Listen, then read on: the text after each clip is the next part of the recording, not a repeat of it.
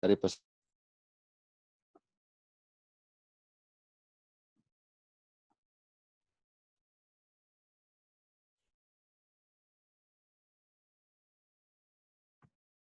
Dr. Febri. Dr. Febri.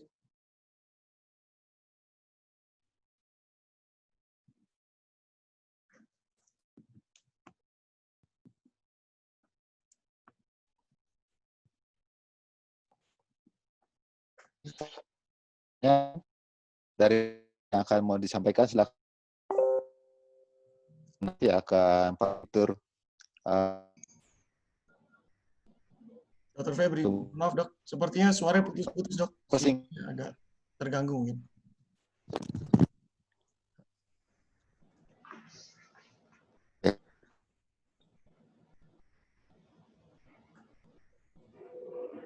Halo, Erik. Ya dok, mohon maaf tadi putus-putus dok di bagian jadwal dok.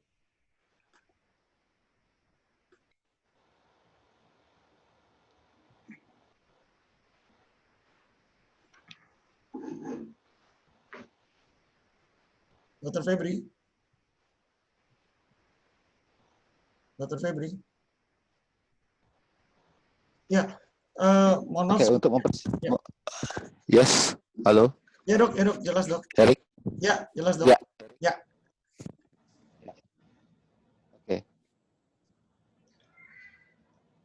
Oke. Untuk mempersingkat waktu, saya persilakan untuk narasumber pertama untuk membawakan, yaitu akan dibawakan oleh Dr. Alvarez Monica, SPOT. Sebelum itu saya akan bacakan sekilas CV beliau. Dr. Alvarez Monica itu menyelesaikan pendidikan ortopedi di Universitas Udayana. Saat ini bertugas di Rumah Sakit Siloam Balikpapan dan Rumah Sakit Pertamina Balikpapan. Pada siang hari ini akan membawakan topik mengenai all inside ACL reconstruction. Ya, how does it compare to standard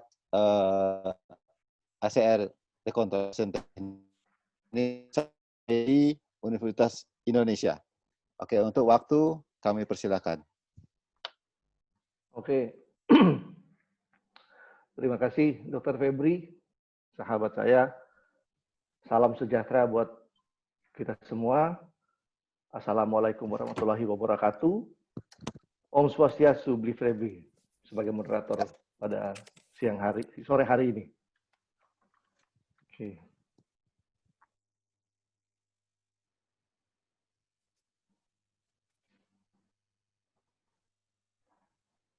Saya akan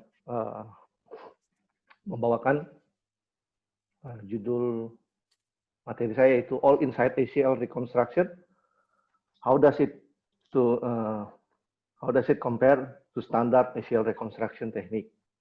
Jadi bagaimana kita membandingkan dengan teknik biasa dengan all inside ACL rekonstruksi.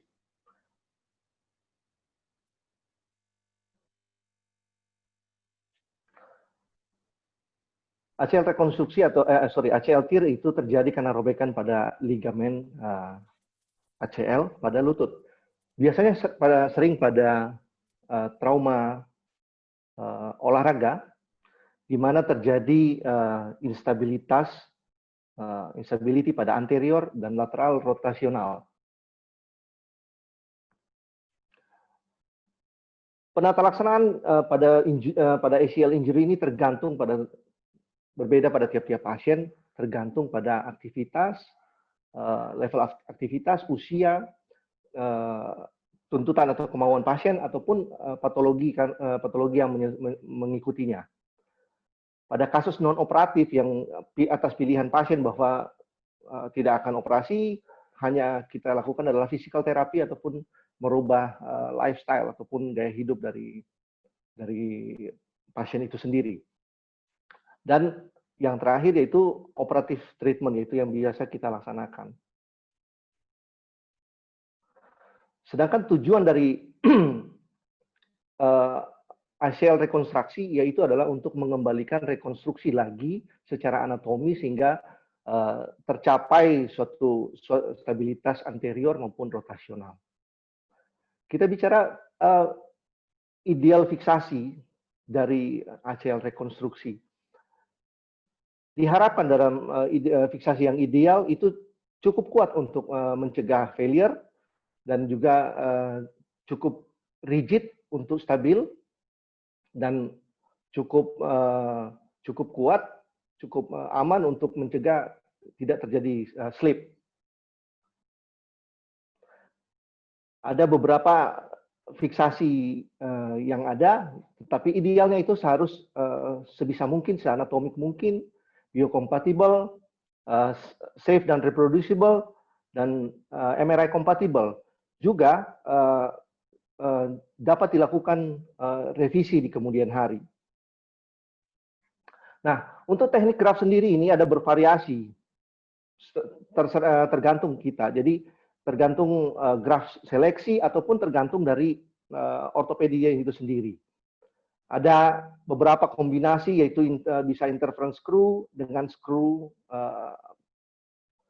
screw ataupun washer, ada cortical button, screw dengan washer post, dan juga ada staple. Nah, sekarang ini kita akan bicara tentang all inside suspensory fixation, yaitu dengan menggunakan teknik yang terbaru.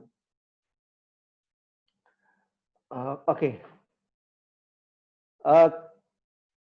Mungkin ini hal yang baru, jadi kita akan sama-sama belajar bersama dengan di mana ACL reconstruction teknik ini relatif sangat baru yang dikembangkan pada teknik ACL rekonstruksi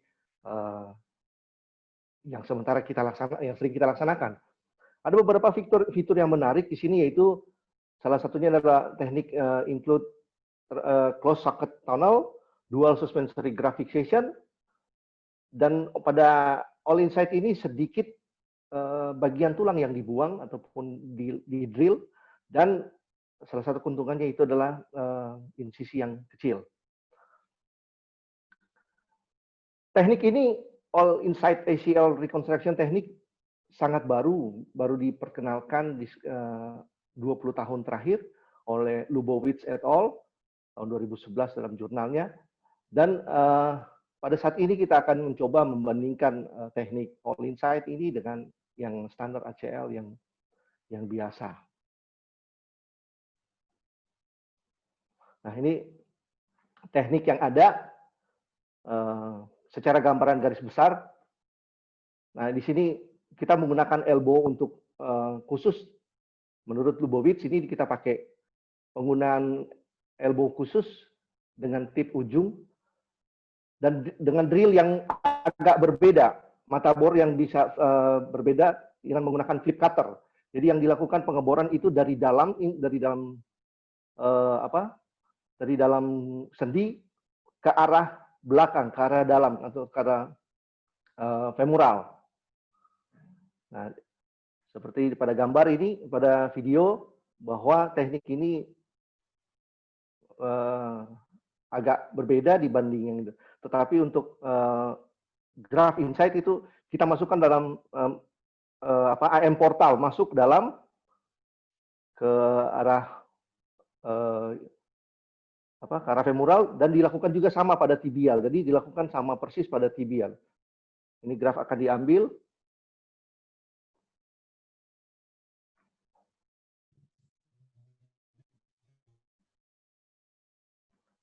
Nah, ini pada saat graf ditarik masuk ke dalam soket sampai ujung, sampai mentok di ujung. Kemudian jahitan tambahan ini dipakai untuk menarik masuk ujung ligamen unjuk graf ke arah tibia. Dilakukan tarikan untuk mengencangkan pada tibia dan juga femoral hampir bersamaan. Dan tambahan teknik ini, lutut dalam keadaan fleksi 10-15 derajat dengan dorongan posterior drawer pada tibia. Ini teknik yang ada di dalam bentuk gambar menurut Lubowitz et al. 2011.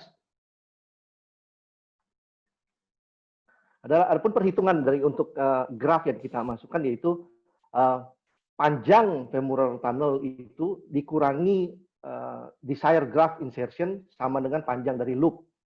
Jadi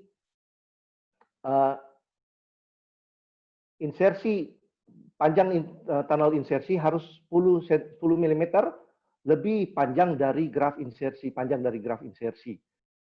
Dan jika contohnya jika tunnelnya 60 mm, desire-nya insertionnya itu panjangnya 40, maka loop-nya itu harus lebih panjang 20 mm dibanding, dan insersinya dan insersi tunnel itu harus 50 mm panjangnya.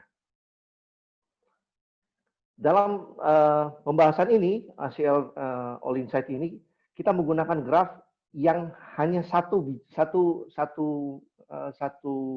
graf aja, itu kita gunakan semitendinosus tendon, dibandingkan dengan menggunakan ACL rekonstruksi yang standar ataupun dengan BPTB menggunakan semitendinosus gracilis ataupun bone patellar tendon bone graph.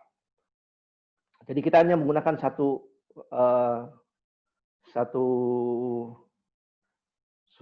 graf aja.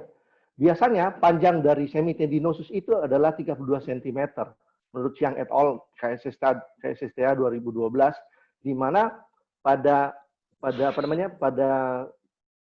double lipat dilipat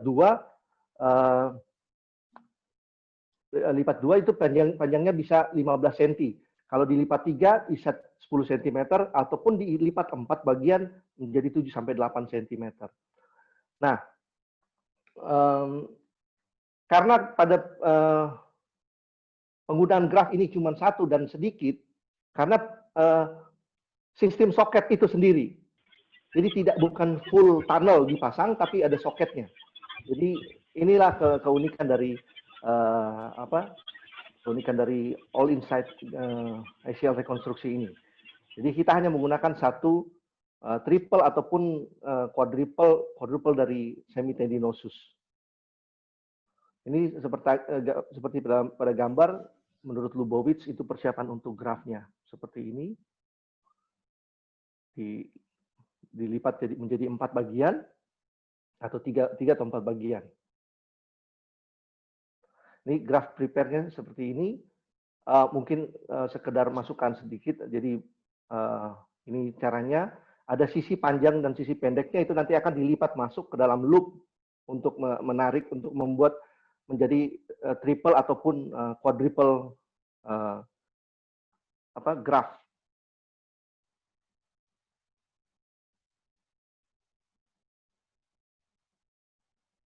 Kita buat jahitan pada pangkalnya dan kita akan mengatur ke posisi menjadi 4 quadruple.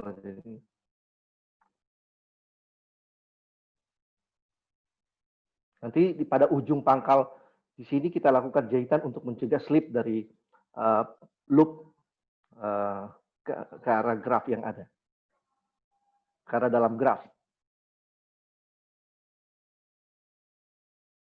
Kita akan jahit posisi jahitan seperti ini untuk menjaga slip, supaya tidak loop itu tidak terpeleset masuk ke dalam. Seperti itu. Jadi berbicara masalah All Insight teknik ini, All Insight ACL reconstruction ini, secara fungsional defisit, karena kita mengambil hanya satu tendon, yaitu semitendinosus, maka fungsional defisit itu lebih kurang dibanding kita mengambil semiti dengan gracilis atau dengan BPTB.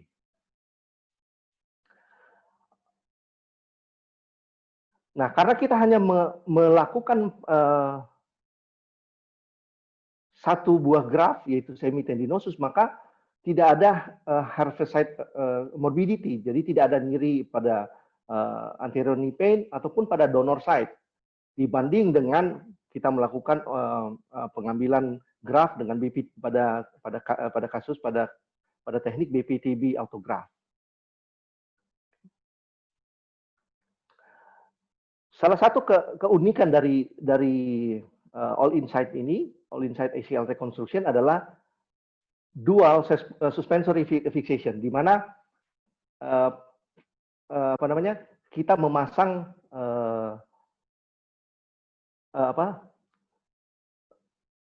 suspensory fixation pada dua buah button pada ujung femoral dan ujung dari tibia dan pada proximal tibia. Pada studi kasus biomekanikal ini didapatkan bahwa tidak ada perbedaan yang berarti pada penggunaan teknik double button, button atas dan button bawah. Kalau pada ACL reconstruction digunakan screw pada bagian bawah dan loop pada bagian atas, maka teknik dari all inside ini kita pakai dual suspensory dengan menggunakan button pada bagian atas dan bagian bawah. Secara biomekanikal itu tidak bermakna, jadi sama-sama kuat dalam dibanding button dibanding dengan yang standar. Nah, seperti yang sudah dijelaskan pada slide yang awal pada tekniknya, ini ada socket versus tunnel. Jadi kalau tunnel itu sampai ke atas terus, nah ini kita kalau dengan ACL all inside ini kita menggunakan alat khusus untuk membentuk socket. Jadi tidak tembus secara tunnelnya tidak sampai bolong ke atas. Dan yang kita takutkan pada ACL rekonstruksi yang standar, yaitu ada yang dinamakan yaitu windshield wiper dan bungee cord phenomenon, di mana kemungkinan fail terjadi di situ. Nah, dengan kita menggunakan all inside teknik ini, jadi soket itu yang menjaga agar tidak terjadi windshield wiper ataupun bungee cord phenomenon. Pada pasien-pasien dengan usia muda, kita berpikir terhadap epiphyseal injury, maka penggunaan all inside teknik ini lebih oke dibanding penggunaan yang standar. Akan tetapi pada all inside rekonstruksi ini terdapat mungkin sedikit tantangan dalam teknikal karena mungkin agak berbeda dengan biasanya. Jadi kalau toh kita harus melakukan, kalau alat kita lengkap, kita menggunakan elbow yang khusus pada femoral dan tibial, mungkin kita akan agak sedikit lebih mudah. Tapi kalau misalnya kita hanya menggunakan teknik yang biasa, kita harus masuk anteromedial lewat anteromedial portal untuk melakukan drilling ke arah lateral femoral. Dan ini agak sulit karena femur itu harus dalam posisi hiperfleksi. Akan tetapi kalau misalnya waktunya alatnya kita bagus, maka surgical timing akan lebih cepat dibanding yang biasa. Yaitu tantangannya yaitu kita akan kesulitan membuat portal masuk untuk melakukan drilling pada lateral dari femur untuk membentuk soket. Adapun clinical outcomes pada ACL all inside ACL reconstruction ini yaitu kurangnya nyeri pada post operatif. Ada nanti pernyataan yang saya akan sampaikan bahwa nanti kenapa bahwa post operasi itu tidak begitu nyeri. Dan pada ACL all inside reconstruction ini cepat untuk recovery, di mana scar operasinya cuma kecil dan untuk kembali normal motion pada lutut dan fungsi dan lutut itu lebih cepat. Dan juga memiliki stabilitas yang bagus. Ada kelemahannya yaitu di era sekarang ini mungkin akan kesulitan, akan agak mahal kalau menggunakan all inside ACL reconstruction karena lebih mahal dari standar biasa. Karena rehabilitasi karena sedikit morbiditas dari tindakan ini, maka disarankan untuk dapat melakukan fisioterapi secepat mungkin, tetapi masih dalam batas wajar dengan menggunakan bracing, dengan early weight bearing juga, dan juga metodenya sama dengan ACL rekonstruksi yang biasa standar. Nah, ini yang saya katakan tadi bahwa statement yang mengapa ini nyerinya lebih kurang dibanding ACL rekonstruksi yang standar dengan menggunakan drilling pada tibia, yaitu cara kita approach dari surgery approach-nya. Jadi kita ingat bahwa bila kita melakukan drilling pada proximal dari tibia, masuk dari dalam anterior tibia itu, korteks di tibia itu sangat sensitif. Makanya kalau kita melakukan drilling pada tempat yang itu, nyerinya atau pain yang terasa pada pos operasi itu sama kayak patah tulang. Oke, saya akan melaporkan kasus yang saya laksanakan di sini di Balikpapan, yaitu case report saya itu laki-laki 39 tahun, fun futsal player, injury due to game, pada pemeriksaan fisik pada lutut kiri ditemukan positif anterior drawer test dengan posterior Lachman test juga.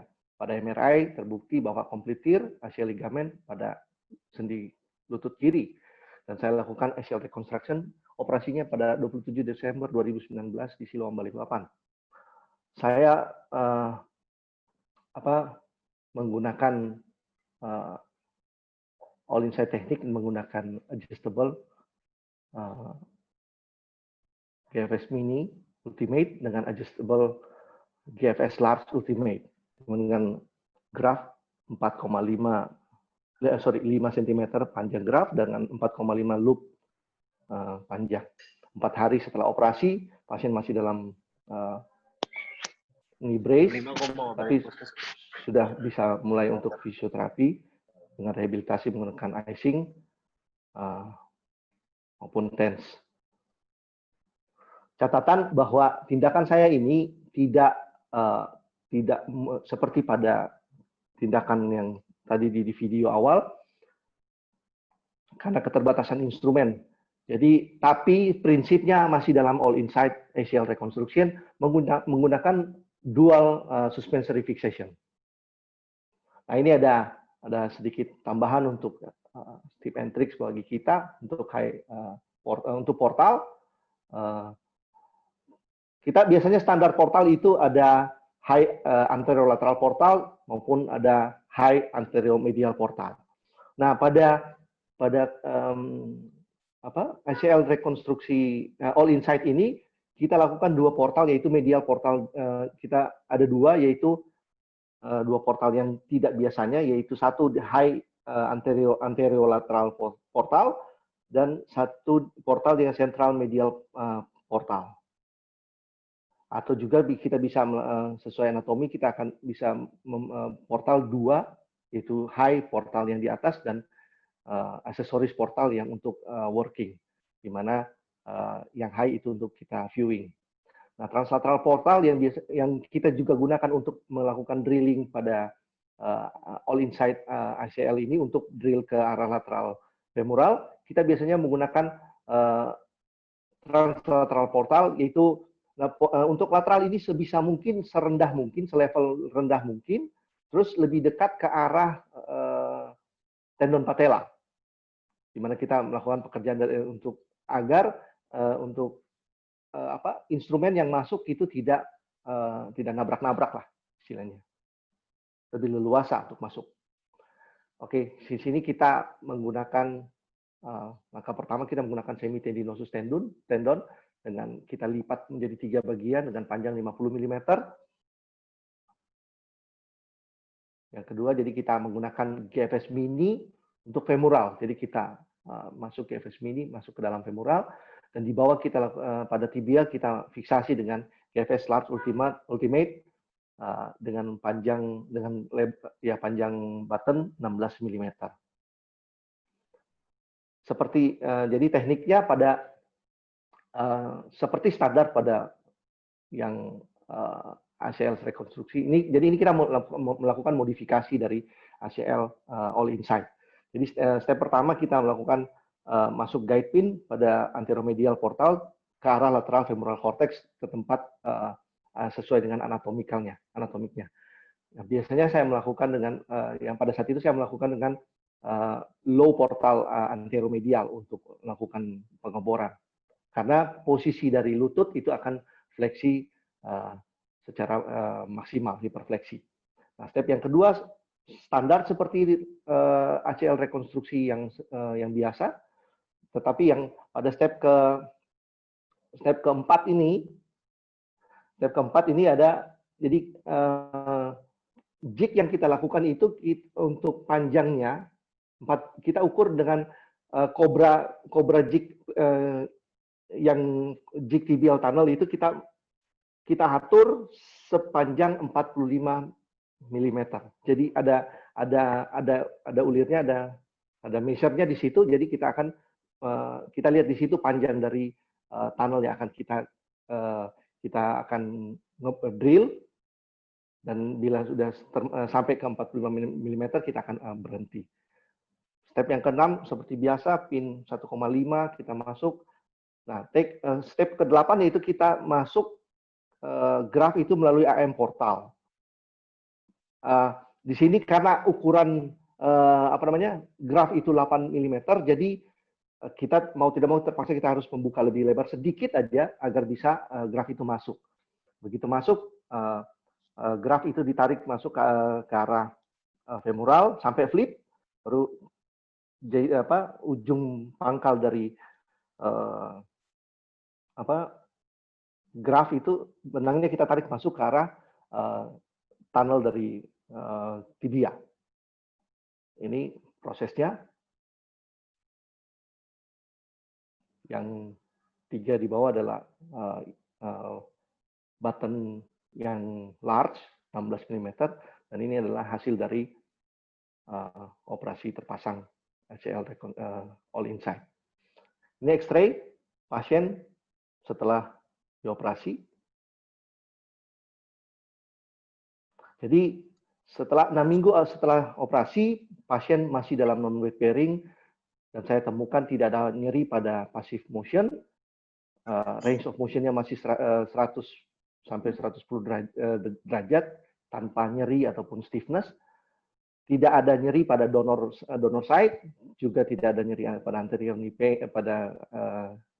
anterior knee. Pasien masih dalam fisioterapi pada ini karena waktunya masih 6 minggu post operasi kontrol pertama. Karena pasien bukan di Balikpapan tapi di luar daerah. Dan pada saat kontrol dia sudah mulai untuk partial weight bearing. Ini 1 menit lagi. Ya, ini post operasi pasiennya 6 bulan post operasi. Oke, konklusi. Jadi pada keuntungan ACL all inside surgery dibanding yang tradisional, tidak terlalu nyeri, luka operasi yang sangat kecil, recovery cepat, masa penyembuhan yang cepat untuk kembali beraktivitas. Dengan instrumen khusus, mungkin all inside ACL reconstruction membantu ACL reconstruction lebih anatomikal. Kelemahannya secara teknik mungkin akan lebih sulit, tetapi ada juga ditambah dengan biaya atau harga yang mahal. Oke, selesai saya. Febri. Baik, Dr. Alvarez, terima kasih atas presentasi yang sangat bagus sekali. Ini merupakan satu teknik terbaru lagi sebagai informasi buat masukan buat teman-teman yang akan melakukan tindakan operasi ACL reconstruction. Oke, untuk menyingkat waktu lagi, saya akan memanggil narasumber berikutnya, yaitu Dr. Meki Ferdianto. Dr. Meki merupakan ortopedi lulusan daripada Universitas Gadjah Mada. Saat ini bertugas di Rumah Sakit Jogja International Hospital, Rumah Sakit Siloam Jogja, dan Rumah Sakit PKU Jogja. Pada kesempatan siang hari ini akan membawakan topik mengenai regenerative treatment to enhance clinical outcome in sport injury. Untuk waktu kami persilakan. Selamat siang, terima kasih dok. Ya.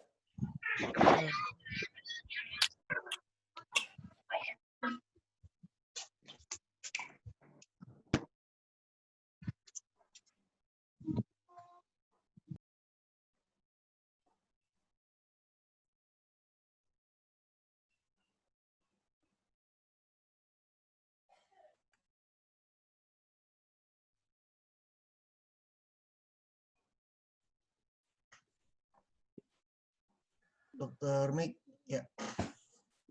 Mik, ya. Sudah ya? Ya, kedengaran sudah dok. Dr. Agus, silakan. Oke, kedengaran ya. Oke, baik. Terima kasih atas kesempatan yang diberikan. Pada siang hari ini saya coba menyampaikan materi tentang regenerative treatment pada kasus sport injury. Nah, seperti yang kita ketahui, jadi banyak sekali kasus cedera olahraga pada akhir-akhir ini, dan tidak semua kasus cedera olahraga itu berakhir pada pembedahan. Jadi tidak semua kasus juga bisa dilakukan tindakan bedah, dan mungkin tidak semua pasien mau untuk dilakukan tindakan pembedahan. Jadi di sini peran regenerative medicine untuk dapat digunakan tidak hanya sebagai terapi primer, tapi bisa juga digunakan sebagai terapi sekunder dalam artian dia membantu pengobatan primer yang sudah dilakukan, misalnya dengan after pembedahan dan lain sebagainya. Oke, jadi untuk introduction, di mana cedera olahraga biasanya disebabkan oleh suatu gangguan keseimbangan biological dan mechanical, di mana jaringan muskuloskeletal itu menjadi subjek untuk terjadinya cedera. Nah, cedera olahraga ini bisa bersifat akut maupun bisa bersifat kronik, sehingga membutuhkan peran serta dari biological therapy dengan tujuan untuk dapat meningkatkan kualitas hidup dari seorang atlet dalam hal ini, maupun individu yang memang masih aktif. Nah, regenerative medicine ini berupaya memanfaatkan potensi biological cell, maupun saat ini juga dikembangkan yang sifatnya non-seluler, untuk mengembalikan fungsi dari jaringan yang hilang. Di sini molekul, sel, dan mechanical force saling bekerja sama dalam proses penyembuhan. Hal ini dimaksudkan bahwa regenerative medicine tersebut berusaha untuk meningkatkan sumber daya endogen untuk membantu tercapainya homeostasis dari jaringan.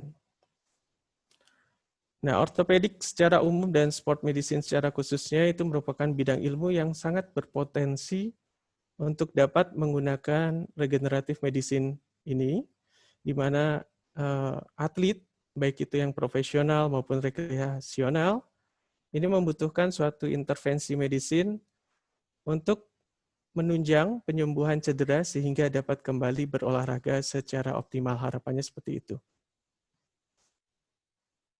Nah, definisi dari Langer, di sini disebutkan bahwa regenerative medicine merupakan berbagai bidang ilmu, disiplin ilmu yang menerapkan suatu prinsip-prinsip teknik dan ilmu kehidupan yang menuju pengembangan pengganti biologis yang bertujuan untuk pemulihan, untuk maintenance, dan untuk meningkatkan fungsi dari jaringan yang mengalami cedera. Mekanisme kerja dari regenerative medicine ini adalah beberapa saya ambil dari berbagai sumber, tergantung dari jenis dari regenerative medicine yang kita pakai. Tapi secara umum, pengobatan regenerative medicine ini memodulasi hampir setiap aspek mekanisme perbaikan. Ketika disuntikan secara sistemik, di mana mesenchymal stem cell dapat menuju ke jaringan yang cedera dan mengganti sel yang terluka, berdasarkan kemampuan mereka untuk bermigrasi dan berdiferensiasi. Nah, pemberian scaffold juga dapat membantu mengoptimalisasi sel untuk tetap pada area target pengobatan itu dalam jumlah yang tetap optimal. Kemudian adanya kapasitas diferensiasi yang disebut relineage, di mana mesenchymal stem cell yang dewasa lebih lanjut akan berdiferensiasi sesuai dengan jaringan yang rusak. Nah, sel regeneratif juga dapat membatasi kerusakan jaringan dan meningkatkan perbaikan melalui tindakan anti-apoptosis, proliferatif, dan angiogenik. PRP, kalau kita pakai PRP, dapat mengoptimalkan niche lokal dan sel progenitor dalam tendon sehingga dapat menstimulasi untuk proliferasi dan berdiferensiasi. Nah, ini berbagai macam faktor yang disekresikan oleh sel regeneratif untuk menunjang proses penyembuhan jaringan seperti growth factor, sitokin, dan kemokin. Termasuk di dalamnya berbagai macam jenis dari growth factor, misalnya TGF-alpha, TGF-beta, dan VEGF ini yang paling banyak. Nah, prinsip umum untuk kita memilih jenis apa yang akan kita pakai untuk regeneratif medicine ini ada berbagai aspek. Yang pertama adalah akurat anatomik diagnosis, di mana diagnosis itu yang akurat akan tentunya akan meningkatkan efektivitas dari terapi. Penegakan diagnosis pasti mungkin bisa dibantu dengan menggunakan pemeriksaan penunjang, misalnya USG, MRI, fluoroskopi. Di samping untuk penegakan diagnosis, mereka juga bisa digunakan untuk dalam hal aplikasinya. Kemudian penggunaan non-invasive treatment terlebih dahulu, di mana dilakukan physical therapy, exercise, penurunan berat badan, pengaturan pola tidur, pemberian analgesik, nutrisi yang baik, dan metabolik, kontrol metabolik ini bisa dilakukan terlebih dahulu sebelum dilakukan terapi regeneratif ini. Kemudian kita harus menentukan tingkat severity-nya dan luas dari injury-nya, di mana semakin berat cedera biasanya kita membutuhkan volume atau dosis yang lebih besar dibanding yang ringan. Kemudian time frame geografi, maksudnya di sini adalah ketika kita berhadapan dengan seorang atlet di mana dia masih berkompetisi aktif, tentunya kita harus memilih jenis obat-obatan yang sesuai. Artinya mungkin bisa ditunda atau bisa dipakai obat-obatan yang bisa sekali pakai. Letak geografi juga menentukan, misalnya dari luar kota, kita tentukan biar tidak bolak-balik mungkin bisa dipilih yang single injection. Kemudian masalah keuangan, tentunya kita tahu bahwa regenerative medicine ini adalah cost-nya sangat tinggi. Gitu ya. Jadi kita harus diskusikan secara baik-baik dengan pasien mengenai pilihan treatment yang akan kita lakukan, dijelaskan berapa kali injeksi, hubungannya dengan biaya. Kemudian medical comorbid, ini juga penting, misalnya pada pasien dengan diabetes, tentunya penggunaan fluoroterapi dengan menggunakan dextrose harus kita hindari. Kemudian pada pasien-pasien yang malignansi aktif, itu juga kita harus menghindari pemberian regeneratif medicine.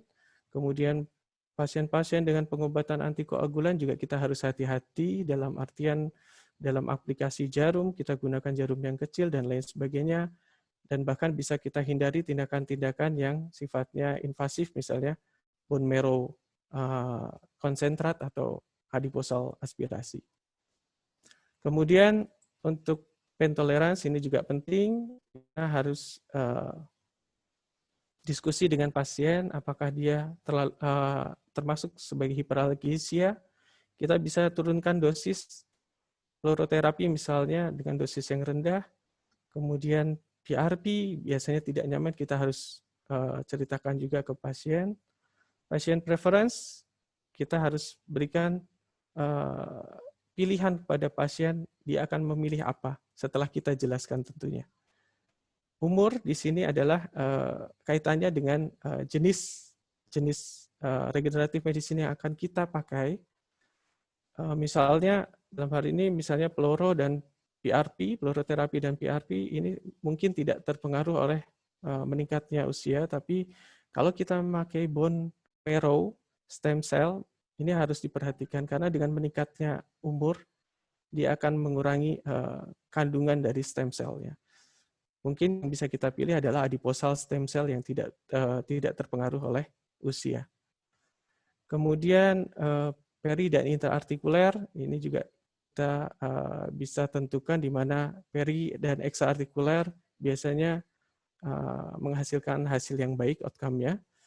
Kemudian severity, arthritis, dan kandidat terhadap joint replacement, di mana kalau kita ngelihat arthritis yang berat, gangguan gerak yang berat, joint subluxation, varus valgus, dan lain sebagainya, ya tentunya kita tidak memilih untuk regenerative medicine, kecuali ada kontraindikasi untuk pembedahan.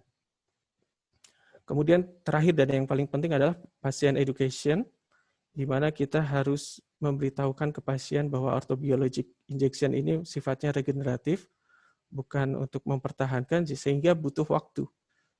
Dalam suatu literatur mungkin membutuhkan waktu 6-9 bulan untuk efeknya.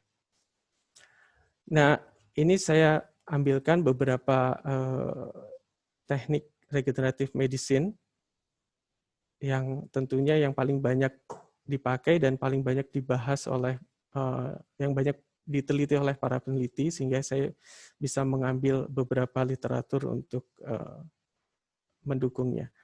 Di antaranya ada proloterapi, kemudian PRP, bone marrow aspirate concentrate, kemudian adiposal derived stem cell, conditioned media, sama yang terakhir adalah amniotic tissue product. Nah,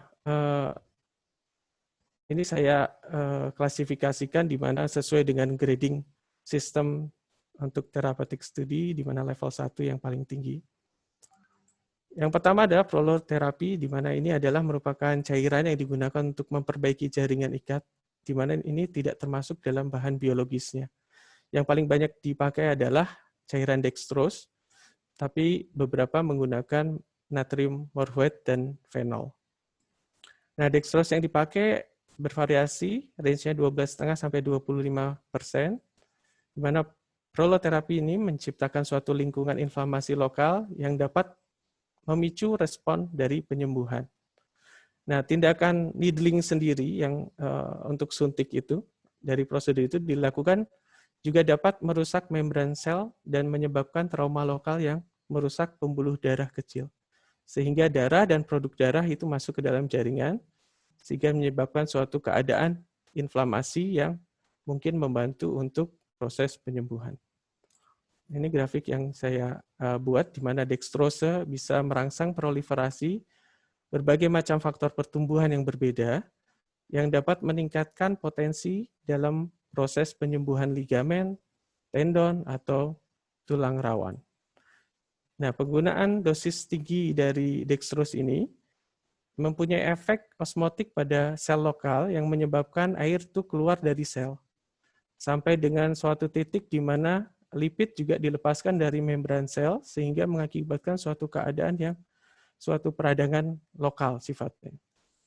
Nah, efek ini mengakibatkan penurunan nyeri secara cepat. Ini dikarenakan keterlibatan channel saluran kation reseptor subfamily 5 untuk reseptor nyeri. Nah, kemudian penyuntikan dengan dextrose dengan konsentrasi yang rendah, 5%, ini menyebabkan efek perineural, di mana menurunkan induksi nyeri. Ini dextrose, dia akan memodulate nerve excitability, kemudian mendownregulate dari sodium channel dan axonal, sehingga menurunkan nyeri. Nah, berbagai macam konsentrasi tadi sudah disebutkan, di mana 5% dextrose di dalam air memodulasi dari saraf untuk perineural. Kemudian dosisnya bisa kita ambil yang dosis tinggi, biasanya kita aplikasikan pada kasus-kasus intraartikuler, sedangkan dosis yang rendah kita bisa aplikasikan pada soft tissue. Nah, ini beberapa penelitian yang saya dapatkan.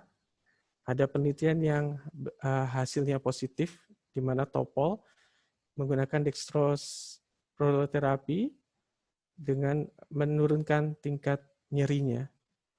Kemudian Scarpon juga menggunakan solution 12,5 untuk kasus lateral epikondylopati. Hasilnya juga positif. Selain menurunkan nyeri, dia juga akan meningkatkan wrist extension dan strength, kekuatan. Kemudian pada pasien hasil juga positif dilakukan LAS7. Pada pasien follow up 6 bulan, itu ada significant improvement dari pain. Dan terakhir pada 7 juga, untuk shoulder, itu juga hasilnya meningkatkan range of motion-nya. Jadi ini ada beberapa juga, satu yang tidak hasilnya negatif, di mana tidak ada improvement dari pain dibandingkan dengan injeksi salin pada tendon enthesis. Nah, penelitian yang positif lainnya pada Achilles tendinopathy, di mana terdapat improvement dari nyerinya. Nah, dari beberapa penelitian ini dapat disimpulkan bahwa tidak ada level 1 studies yang mensupport penggunaan proloterapi. Ya, ada level 1 yang mensupport untuk proloterapi injection, itu hanya untuk OA pada lutut, kemudian carpometacarpal joint OA, kemudian chronic lateral elbow tendinopathy, dan sacroiliac enthesopathy. Bahan yang lain yang biasa dipakai di klinis adalah PRP. PRP ini plasma preparation ini biasanya digunakan plasma yang digunakan dengan jumlah trombosit di atas level dari normal darah. Dan umumnya diperoleh setelah sentrifugasi darah dari perifer. Keuntungannya adalah ini darah menggunakan darah sendiri, autolog, kemudian mudah dalam aplikasinya dan resikonya sangat rendah. Kemudian merangsang regeneratif dalam minimal invasif dan meningkatkan penyembuhan jaringan yang lebih cepat serta mengurangi rasa sakit dan potensi untuk meningkatkan pengembalian fungsinya. Evidence dari beberapa penelitian bervariasi dengan seperti biasa masih kurangnya standarisasi dalam pembuatannya. Itu kelemahan dari PRP. Mekanisme aksinya, di mana terapeutik PRP dalam penyembuhan jaringan tidak hanya dikaitkan dengan faktor pertumbuhan, tetapi juga banyak sekali kemokin, sitokin secara aktif terlibat dalam proses perbaikan jaringan, termasuk proliferasi sel, diferensiasi, migrasi, angiogenesis, dan sintesis untuk perbaikan dari jaringan yang rusak. PRP juga memicu sintesis faktor neurotropik, angiogenik, dan sel-sel lokal sehingga bisa dapat memperkuat efek awal dari aksi tersebut. Nah, ini berbagai PRP menghasilkan berbagai faktor di mana ada chemokine, small molecule, growth factor, protein adhesif, dan protease yang menunjukkan di mana banyak faktor yang berperan dalam pemberian PRP. PRP juga terbukti meningkatkan efek stemness dan survival rate dari sel dari transplant. Leukosit pada PRP ini salah satu faktor yang berperan dalam artian ada 2 jenis PRP di mana ada yang tinggi dan ada yang rendah leukosit. Nah, leukosit ini di dalam beberapa penelitian ini sangat membuat toksik jaringan kondrosit. Sehingga bisa kita pilih di mana PRP dengan leukosit rendah bisa diaplikasikan pada sendi, sedangkan PRP dengan leukosit yang tinggi biasanya kita aplikasikan di non-kondrosit di luar sendi, biasanya di tendon, otot, dan lain sebagainya. Beberapa penelitian Untuk PRP, saya dapatkan untuk lateral epikindulopati ada hasil yang positif dibanding dengan corticosteroid injection. Kemudian penggunaan rich leukosit juga digunakan dengan hasil yang positif untuk penurunan nyeri dan meningkatkan improvement dari fungsi sendi. Kemudian Nasser juga begitu juga membandingkan dengan glukokortikoid atau salin, mendapatkan hasil yang positif dengan pemakaian PRP. Nah, satu penelitian yang hasilnya negatif di mana dibandingkan dengan pemakaian steroid atau salin, di sini tidak ada signifikan pada 3 bulan follow up. Dr. Miki, waktu lagi 2 menit. Oke.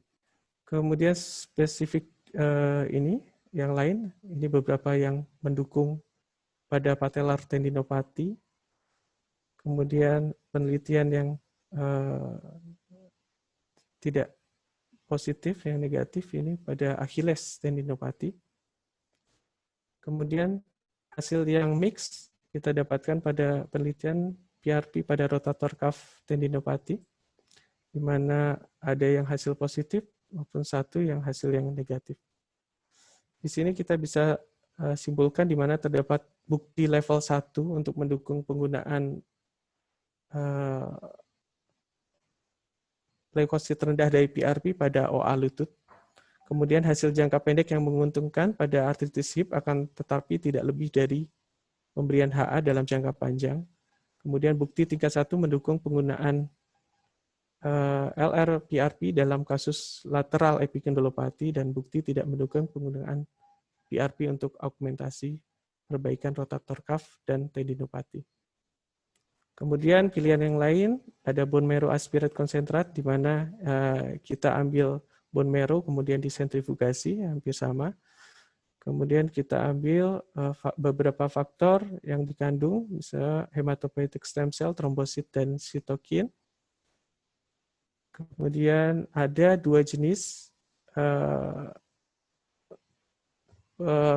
pengumpulan dari bone marrow ini, bisa dengan kultur atau dengan non-kultur. Mekanismenya adalah berasal dari bone marrow, dia berdiferensiasi melalui adanya mesenchymal stem cell tentunya.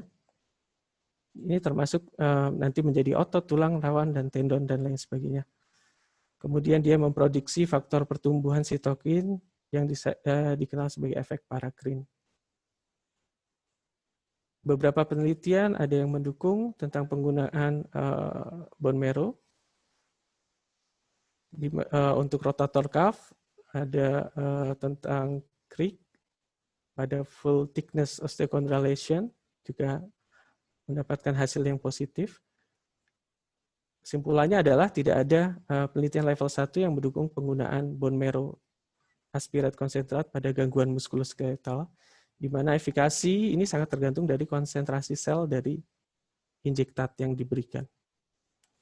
Selanjutnya ada stem cell dari adiposa, di mana jaringan adiposa ini dipilih karena kaya akan pembuluh darah yang mengandung pericyte vaskuler, sehingga bisa memberikan sinyal lebih baik dari jaringan adiposa yang dibandingkan dengan yang di dalam sumsum tulang. Jadi banyakkan dipakai adalah adiposa. Mekanisme aksinya sama dengan stem cell yang lain, di mana dia mendukung perbaikan dan membantu regenerasi jaringan dengan berbagai efek. Dan beberapa penelitian ini sangat sedikit level 1 evidence, di mana untuk penelitian usually intravenous injection di stromal SVF pada Achilles tendon ini improve dari nyerinya membaik dan activity score-nya juga membaik. Dr. Miki, waktunya habis, saya kasih lagi 2 menit ya, dipercepat. Oke, ini kesimpulannya tidak ada level 1 studies evaluating yang mengevaluasi jaringan adiposa mikro terfragmentasi untuk gangguan pada muskuloskeletal.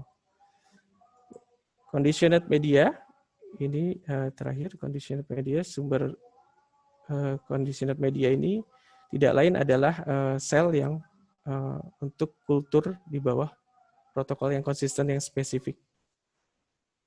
Nah, molekul-molekul yang terlarut dari sekresi sel ini dapat disesuaikan dengan tindakan terapeutik tertentu. Salah satu paradigmanya adalah tindakan dari mesenkimal stem cell itu sendiri, yaitu efek tropik dan paracrine. Secara in vitro, sel melepaskan ke lingkungan ekstraseluler, kemudian kumpulan sitokin, kemokin, dan berbagai macam faktor pertumbuhan, serta protein matrik seluler, enzim, mikrovesikel, eksosom, messenger RNA, dan mikroRNA ini dihasilkan. Nah, ini conditioned media dari sel yang dikultur, medianya kita ambil dan kita injeksikan. Nah, ini aseluler ya. Kemudian yang terakhir tentang amniotic tissue product, di mana jaringan, ada beberapa bukti bahwa produk jaringan amniotik itu memberikan aktivitas antimikroba yang mengurangi rasa sakit dan peradangan serta dapat memfasilitasi penyembuhan jaringan lunak dengan imunogenisi yang rendah. Mekanisme aksinya, kemudian beberapa penelitian yang mendukung penggunaannya dengan hasil bahwa ada bukti level 1 untuk mendukung penggunaan amniotik dari manusia dan produk turunan korionik untuk plantar fasiopati yang sulit disembuhkan. Oke, ini conclusion-nya. Saat ini merupakan era dari terapi regeneratif yang berkembang pesat untuk penurunan nyeri muskuloskeletal dan perbaikan jaringan yang rusak. Nah, pilihan berkisar dari produk turunan darah yang minimal invasif seperti PRP hingga terapi yang lebih invasif yang membutuhkan pengadaan sel autolog jaringan yang dipanen dari seperti BMAC atau jaringan adiposa. Nah, penelitian harus mencakup multidisipliner untuk hasil yang optimal, yang pada akhirnya dapat dipersonalisasi untuk kedokteran olahraga regeneratif. Oke, terima kasih. Waktu saya kembalikan ke moderator. Baik, terima kasih Dr. Maggie. Presentasi yang sangat baik sekali. Oke, kita akan lanjut ke narasumber yang ketiga, yaitu Dr. Muhammad Arif Faisal. Oke, Dr. Muhammad Arif Faisal merupakan ortopedi lulusan dari Universitas Hasanuddin Makassar. Saat ini bertugas di Rumah Sakit Tingkat 2 Iskandar Muda, Banda Aceh, dan Rumah Sakit Harapan Bunda. Pada kesempatan sore hari ini akan membawakan satu topik mengenai challenge the management of ACL rupture in skeletally immature patient. Untuk waktu, saya persilakan untuk Dr. Arif.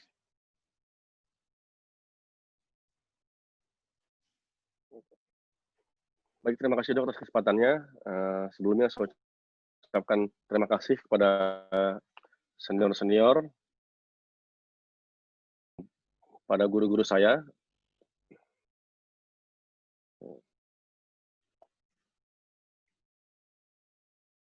Ya, terima kasih dok atas kesempatannya. Hari ini saya akan mencoba membawakan materi tentang challenge in the management of ACL in skeletally immature patient. Sebelumnya kita mulai, ini ACL injuries merupakan kasus yang sangat banyak, terutama di US, dan ini meningkat karena adanya peningkatan partisipasi dari remaja yang ingin berolahraga, dan paling banyak pada usia 6-12 tahun, dan 63% itu meningkat pada beberapa dekade ini. Dan lutut merupakan sisi yang paling sering mengalami injury. Epidemiologinya, tier yang paling sering terjadi ialah pada bagian intrasubstance, dan sebelumnya kita mulai menjelaskan bahwa ini sebenarnya pada pediatrik terdapat 4 bagian dari ACL yang paling sering mengalami tear, yaitu dari cartilage avulsion, bony avulsion, mid substance, dan partial tears. Namun pada pediatrik atau skeletally immature itu biasanya sering diiringi dengan adanya tibial eminence fracture. dan ini merupakan tipikal pada usia di bawah 12 tahun. Nah, ini difference-nya pada pediatric population biasanya paling sering terjadi karena pada anak-anak itu biasanya kompleks motor skill belum begitu berkembang, dan biasanya ini adanya ketidakstabilan pada saat pubertas dan fisis yang masih terbuka, dan biasanya ketidakseimbangan kekuatan antara bone dan ligamen. Dan historinya mengapa bisa terjadi injury, biasanya akan terdengar adanya twisting injury atau valgus force, adanya audible pop, adanya effusion, adanya pain, dan adanya perubahan pada vitamin status. Dan juga sering ditemukan adanya hematrosis. Dan bila terjadi hematrosis, itu biasanya akan diiringi dengan adanya ACL tear 47%, meniscal tear, patellar dislocation, dan adanya osteochondral injury. Dan bila pada pasien yang skeletally immature kita mendapatkan adanya hematrosis, maka kita harus melakukan pemeriksaan lebih lanjut untuk meng-rule out apakah benar terjadi tibial eminence fracture. Dan kita harus melakukan pemeriksaan Lachman test, ROM assessment, lalu McMurray test, careful physical palpation, dan varus dan valgus stress test. Nah, untuk melakukan physical examination pada pediatrik biasanya sangat sulit karena otomatis anak-anak akan susah untuk kita lakukan pemeriksaan fisik, baik itu nyeri atau mereka akan lebih manja dibandingkan dengan orang dewasa. Seperti biasa, kita akan melakukan inspection, palpasi, range of motion, dan ligament laxity. Pada inspeksi kita lihat apakah adanya perubahan warna atau perubahan dari bentuk kaki, dan palpasi kita coba meraba apakah ini traumanya akut atau sudah kronik, apakah ada perubahan suhu, apakah ada hematrosis, dan range of motion kita lakukan, coba kita fleksi atau ekstensikan, dan biasanya sebelum kita melakukan pemeriksaan untuk lanjut ke surgery, biasanya kita harus memastikan apakah range of motion sebelum surgery, apakah bisa full fleksi, ataukah bisa full ekstensi.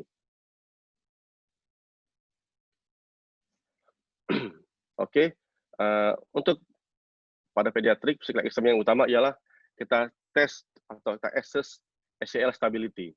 Yang pertama-tama kita cek seperti biasa, enterodrawer, Lachman test, lalu pivot shift test dengan cara extension, valgus stress, lalu external rotation, dan lalu lutut kita bawa ke arah flexion.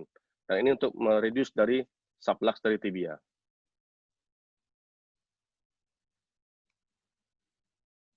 Oke.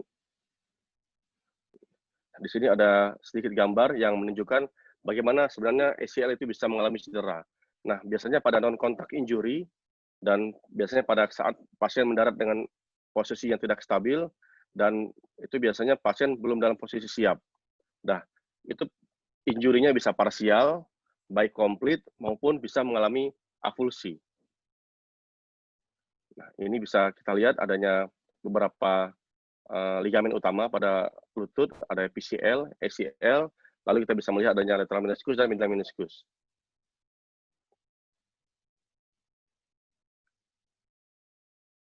Next, di sini kita bisa melihat bahwa ACL itu pada pediatrik bedanya adalah pada pediatrik itu biasanya ACL tumbuh pada saat utero development dan akan appears pada saat 24 minggu, lalu akan menjadi collagen fibers dan akan bercampur dengan periosteum, lalu akan menjadi interdigitalisasi, dan ACL akan menjadi collagen fibers dan memiliki dua bundle, yaitu AM dan PL. Dan biasanya AM itu akan tight in flexion dan PL akan tight in extension.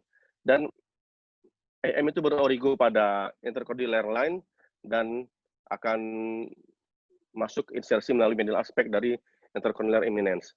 Dan ukuran dari AM dan PL ini sendiri tergantung dari BMI pasien, dari lateral intercondylar ridge-nya sendiri, dan juga dari keadaan BMI pasien.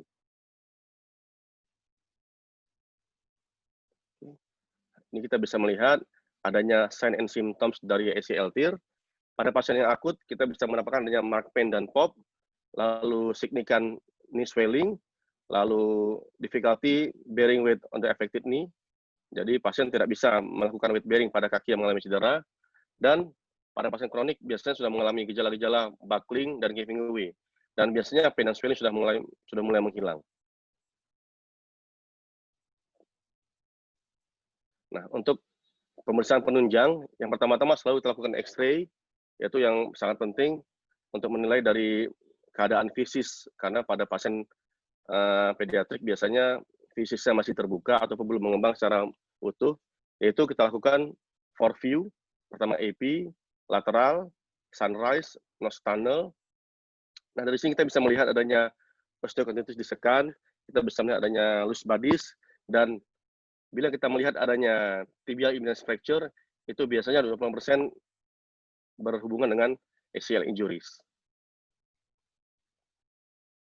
Berikutnya, kita bakal membahas tentang tibial imminent fracture, dan biasanya terjadi pada cedera yang non-kontak dan kontak injuries, dan bisa non-displaced.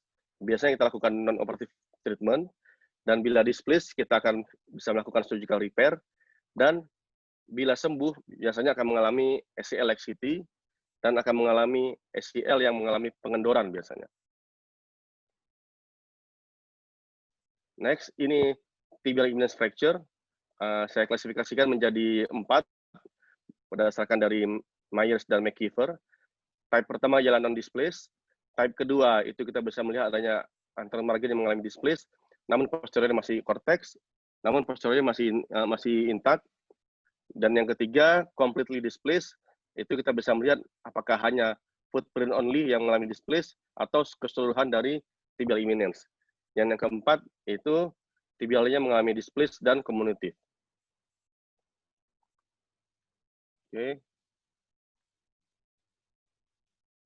Oke. Pada pasien dengan tibial imminence fracture, yang tipe pertama, kita bisa melakukan imobilisasi dan cast atony immobilizer. Pada type yang kedua, kita bisa melakukan close reduction dan imobilisasi, dan biasanya juga ada yang melakukan surgical fixation. Pada type 3 dan type 4, kita melakukan surgical fixation, baik itu dengan ORIF, yaitu dengan screw atau suture fixation, dan dengan menggunakan ARIF, suture fixation. Nah, ini merupakan ARIF prosedur, maksudnya adalah arthroscopic reduction and internal fixation. Kita menggunakan suture fixation dengan mendrill tunnel melalui tibia, lalu akan kita buat sebuah suture untuk melewati sebuah tunnel, lalu suture tadi akan diikat ke ligamen yang dekat dengan attachment-nya, akan diikat di tunnel lainnya, dan kita akan tie over bony bridge. Nah, berikutnya ialah bila kita ingin melakukan diagnosa ACL tear pada pediatrik atau skeletal immature, yang paling penting ialah dengan menggunakan MRI. Dan secara statistik, bahwa MRI merupakan pemeriksaan yang paling reliable. Dan ini kita bisa melihat untuk mendukung physical examination, dan biasanya ini sangat penting untuk mendiagnosa apakah adanya ligament injury ataupun ada osteochondral lesion. Nah, pada MRI pediatrik yang mengalami cedera ACL, itu kita bisa melihat adanya karakteristik dari bone bruise, yaitu pada daerah anterior mid aspect dari lateral femoral condyle, dan pada posterior tibia plateau, dan ACL disrupted atau distress pada daerah yang mengalami disrupted akan mengalami sebuah pattern khusus, dan ini menyebabkan adanya mengindikasikan adanya acute injury. Nah, untuk skeletal immature patient, kita harus memastikan sebelum melakukan terapi, kita setelah melakukan pemeriksaan fisik, melakukan pemeriksaan penunjang, kita harus pastikan bahwa pasien itu level pertumbuhannya, maksudnya skeletal maturity-nya. Nah, ini sangat penting untuk mempertimbangkan supaya kita tidak merusak dari fisis atau level pertumbuhan pasien. Nah, pada pasien dengan yang berusia 12,5 pada pria dan 10,5 pada wanita, itu merupakan pada saat pertama kali mengalami growth spurt initiation. Dan peak growth velocity-nya itu setahun sesudahnya. Dan precedence minors pada wanita.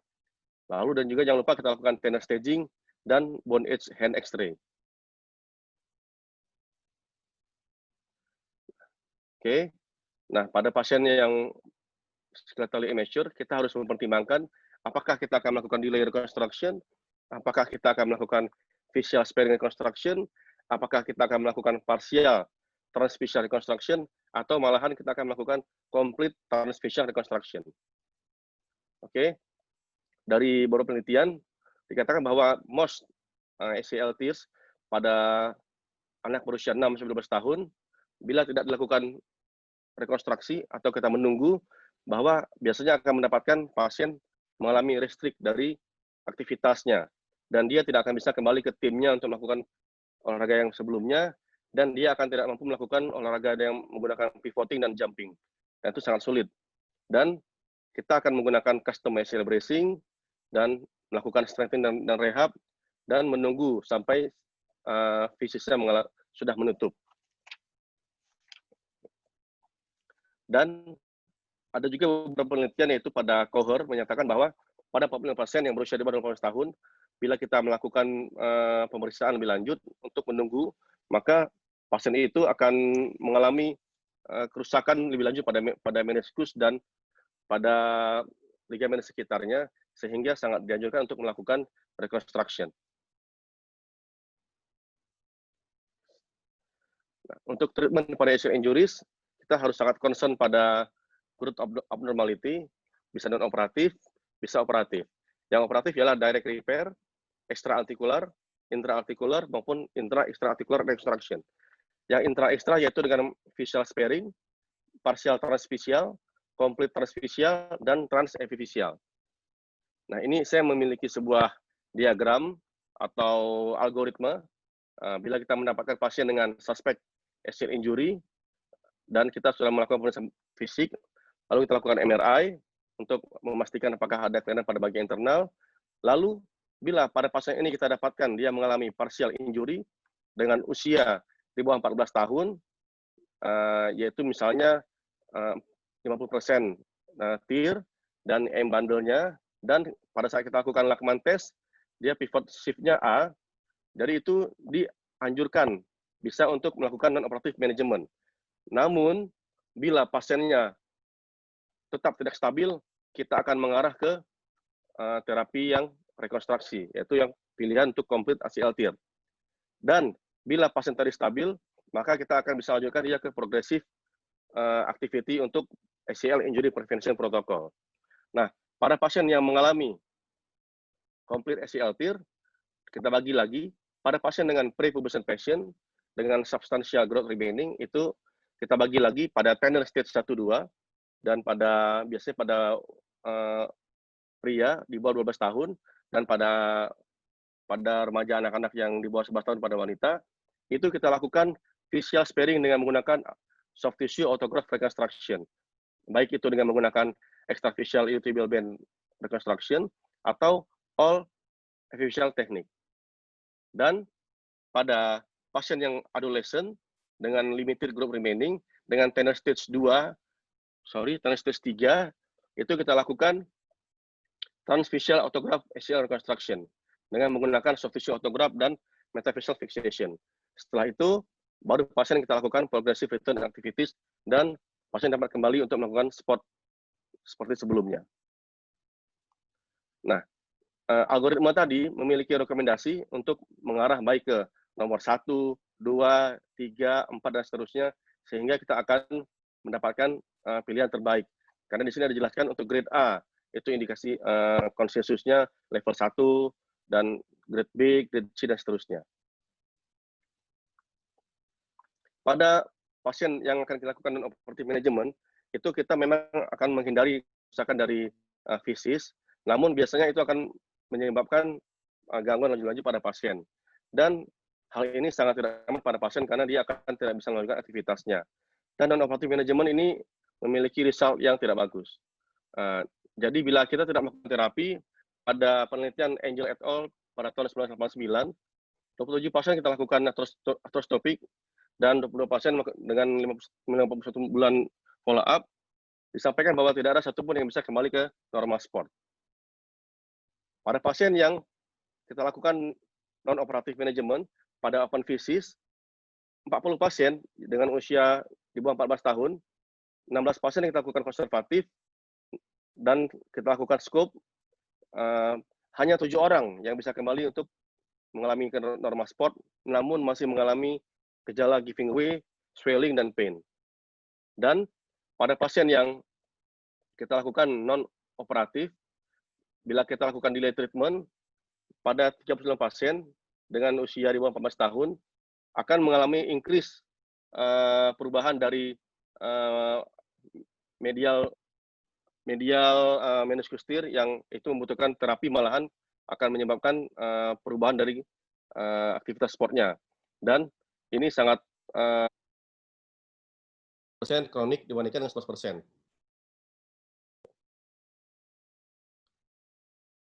Untuk reconstruction dari ACL pada skeletal immature, yang pertama ialah kita menggunakan facial sparing technique. Ini merupakan teknik extra-articular, non-anatomik, dan dikembangkan untuk menghindari kerusakan pada fisis, namun pada umumnya mendapatkan hasil yang poor.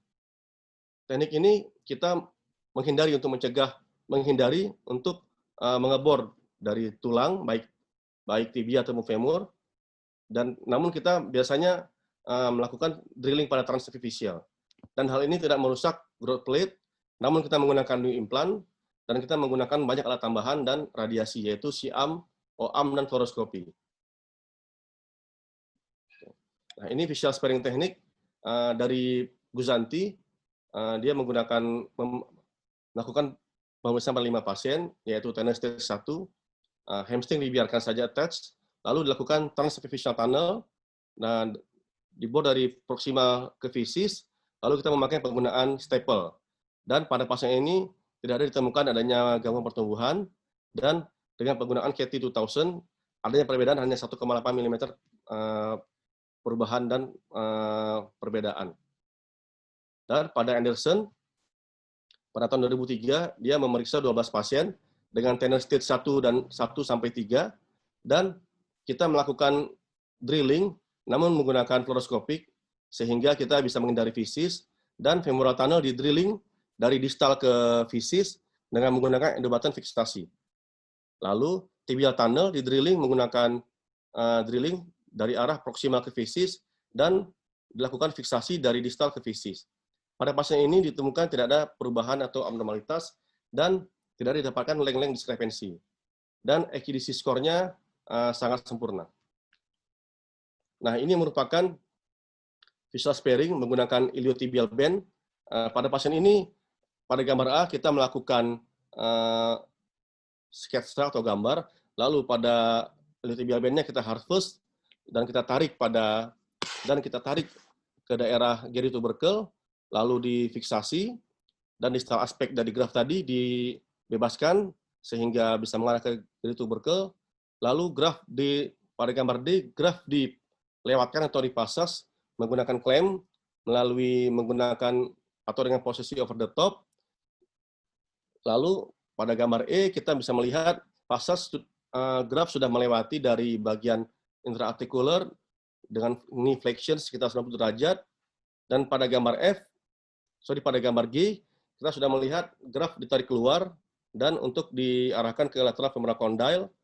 Lalu pada gambar G kaki diarahkan kembali ke full extension dengan arah tension pada graf, dan kita akan melakukan fiksasi di daerah metafisis. Berikutnya adalah partial transfixial teknik. Pada pasien ini, pada teknik ini, femoral fisis dibiarkan intak, dan kita melakukan drill dengan drill yang paling kecil, 6-8 mm, dan kita membiarkan tunnel sebaiknya severtikal mungkin. Oke, dan complete transfixial teknik ini merupakan konvensional adult style reconstruction dan pada pasien-pasien normal, dan pada pasien ini dilakukan biasanya pada pasien yang sudah mengalami hasil yang baik, dan kita pada pasien ini menggunakan soft tissue graft. Ini merupakan teknik untuk facial sparing dengan all-facial teknik. Pada gambar A, kita bisa menggambar dulu sketsanya, lalu kita siapkan kita menggunakan graf yang quadruplet, lalu kita menggunakan femoral footprint, kita gunakan sebagai pin, lalu dipersiapkan soket untuk menggunakan drill secara retrograde. Lalu pada gambar E, kita menggunakan fluoroskopi. Pada gambar F kita siapkan untuk soketnya juga dipersiapkan, dan pada gambar G soket bisa dicek dengan menggunakan fluoroskopi apakah sudah dalam posisi yang tepat untuk melakukan rimming berikutnya. Dan pada gambar H itu graf sudah melewati dari anteromedial portal dan didok di femoral socket. Lalu graf secara sequential di tighten dengan secara adekuat. Dr. Arief, waktu lagi 3 menit. Nah, dari hal ini kita bisa memastikan teknik mana yang akan kita pilih. Nah, jadi sudah saya rangkum, bila pada pasien dengan tender 0 dan 1, sebaiknya kita melakukan facial sparing. Pada pasien yang mengalami tender 2, kita melakukan teknik facial sparing dan atau juga partial transfacial. Dan bila pasien yang dengan keadaan tender 3 dan greater, kita menggunakan facial sparing, partial transfacial, dan transfacial. Di sini kita menggunakan soft tissue graft, small tunnel, dan vertical tunnel. Lalu bila pasiennya berusia 14 tahun setengah atau ke atas, kita menggunakan facial sparing teknik. Nah, ini komplikasi pada pasien pediatrik bila kita lakukan rekonstruksi yang tidak benar, maka akan didapatkan injury, baik itu pada distal femur maupun proximal tibia. Dan akan didapatkan gangguan pertumbuhan, baik itu perbedaan tinggi atau femoral overgrowth, valgus deformity, cedera curvatum. Nah, pada SCO injury pada skeletal immature, fisis merupakan hal yang paling kita pertimbangkan atau kita kita pikirkan secara khusus, karena ditakutkan akan merusak fisis yang terbuka, akan terjadi fibrinolysis, gangguan LLD, deformity, dan ini disebabkan karenanya adanya gangguan pemakaian implan atau bor yang berlebihan, panas berlebihan. Nah, ini faktor apa sajakah yang mempengaruhi visual arrest? Yang pertama adalah diameter dari drill hole, soft tissue graft within tunnel, tension dari graft across fisis, dan peletakan dari tunnel. Sebaiknya ialah severtikal mungkin. Nah, pada pasien pediatric injury, sudah banyak teknik yang diberikan, dan apakah yang lebih baik yang digunakan? Yang lebih baik adalah kita menggunakan ACL Injury Prevention Protocol. Nah, ini merupakan hal yang baru diperkenalkan di dunia sport medicine, yaitu ACL Injury Prevention Rehab Protocol. Terdiri dari strengthening, yaitu secondary dynamic stabilizer, kita kuatkan hamstring dan quadricepsnya, lalu plyometrics. Plyometrics itu ialah suatu olahraga yang menggunakan lompatan-lompatan kecil, yang menggunakan speed dan daya tahan untuk menguatkan otot-otot kita, dan balance exercise dan proprioception exercise. Dan kita ajarkan pada anak-anak ataupun remaja yang melakukan sport untuk mendarat secara betul, yaitu dengan slightly flex knee dan tubuh agak condong ke depan melebihi lutut. Dan ACL Prevention Protocol ini merupakan hal yang sangat mudah dipelajari dan membutuhkan alat yang minimal, bisa dilakukan di rumah hanya menggunakan block step dan TheraBand, dan ini bisa dikerjakan di semua center. Sebagai summary, ada 2 take home points, yaitu bila kita melakukan delay reconstruction akan mengarah kepada medial meniscus tear dan condyle injury. Dan hal ini akan menyebabkan instability yang terus berulang. Dan early reconstruction itu dengan appropriate teknik yang tepat sesuai usia lebih dianjurkan. Dan ACL injury bisa dikurangi cederanya bila kita menggunakan prevention rehab program. Oke, terima kasih. Ini beberapa slide ada menjelaskan tentang ACL Prevention Protocol. Jadi kita mencegah untuk terjadinya cedera, ini adalah hal-hal yang harus dilakukan.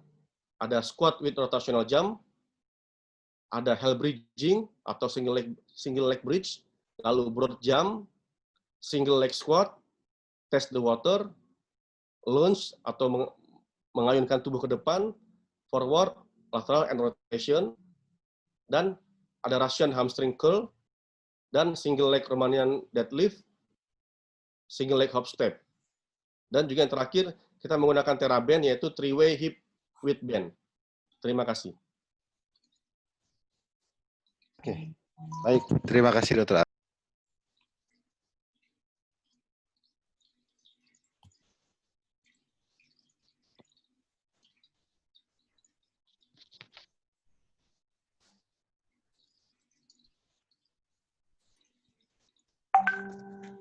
Izin Dr. Febri, sepertinya termute dok, diklik dok, maaf dok. Baik.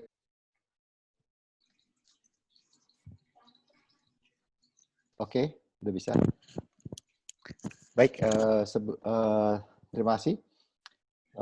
Mungkin semua sudah, para panelis silakan kembali masuk.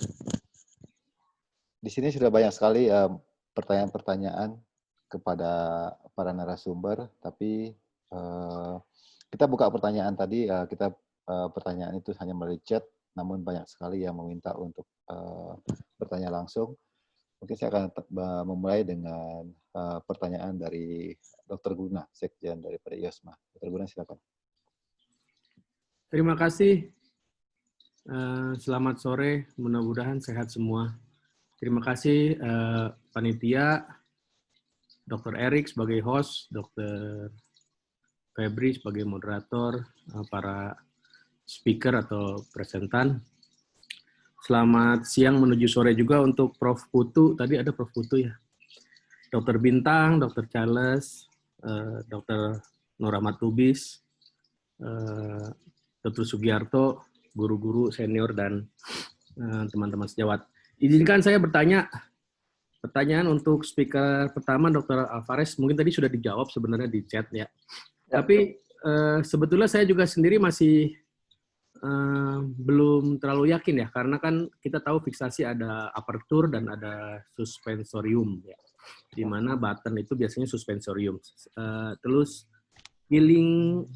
bone healing pada ACL tunnel itu ada 2 tipe kalau yang saya pernah baca di bukunya Freddy Fu. Dari tepi 1 dia yang Sirkuler. Tipe 1 yang press fit, dan tipe 2 itu yang masih ada jarak antara antara graft dan bone. Nah, ini kan sementara Dr. Alvarez pakainya dua-duanya suspensorium itu. Di mana suspensorium itu terjadi biasanya banyak bungee effect. Ya. Itu. Apakah sudah pernah ada follow up-nya? Apakah terjadi kendur lagi atau tidak ya, Dok? Ya. Pada kasus memang baru 1 pasien yang saya follow up untuk tindakan operasi ACL inside ini sampai bulan ke 1,5 bulan itu tidak ada efek kendor pada pemeriksaannya. Tapi pada saat tightening, tightening tidak ditemukan. Jadi memang apakah memang kita harus memastikan apakah button itu nempel pada tulang ataukah pada soft tissue yang ditakutkan pada soft tissue. Nah, kalau memang kita betul-betul pull sekencang mungkin. Memang kita tidak pakai alat untuk pull, untuk tarikan, untuk tightening, tapi kita menarik sekencang mungkin ditambah dengan pushing pada posterior drawer sambil dilakukan tightening pada tibia. Itu. Jadi itu teknik yang saya lakukan pada saat intraoperatif seperti itu. Berarti tidak ada perbedaan juga pada rehabnya ya? Ya, jadi justru ini tantangannya. Memang kalau dari jurnal yang dijelaskan bahwa karena dia bisa cepat sembuh, jadi biasanya menurut jurnal bahwa silakan untuk melakukan fisioterapi sesuai standar yang ada. Tetapi memang kita dalam hal ini kita jangan terlalu percaya sih. Memang kita kalau saya secara pribadi saya menggunakan brace untuk depending berapa lama, 1,5 bulan sampai mungkin lebih 1 bulan 3 minggu untuk brace-nya tetap terpasang. Jadi ada penundaan untuk dilakukan aktif exercise dari fisioterapi. Oke. Ya. Terima kasih, Dok. Untuk Dr. Meki nih,